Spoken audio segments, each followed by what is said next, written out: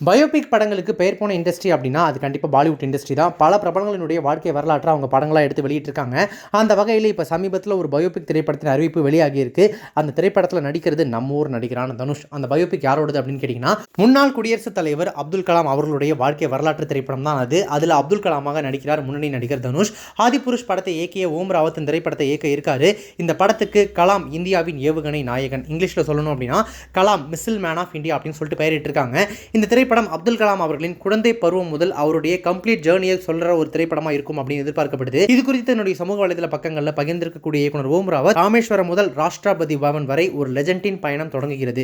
இந்தியாவின் ஏவுகணை நாயகன் வெளிச்சத்திற்கு வருகிறார். பெரிதாக கனவு காணுங்கள், உயர்ந்த இடத்துக்கு செல்லுங்கள் அப்படின்னு சொல்லிட்டு ஷேர் பண்ணியிருக்காரு. இந்த திரைப்படம் அபிஷேக் அகர்வாலின் அபிஷேக் அகர்வால் ஆர்ட்ஸ் தயாரிப்பு நிறுவனத்தால் தயாரிக்கப்படுது.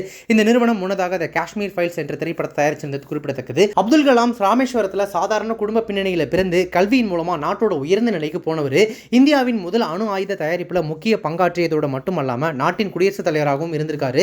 அப்துல் கலாமாக நடிப்பது தனுஷின் சினிமா வாழ்க்கையில் முக்கிய மாற்றத்தை ஏற்படுத்தும் அப்படின்னு சொல்லிட்டு தயாரிப்பு நிறுவனங்கள் தெரிவித்ததாக சொல்லப்படுது.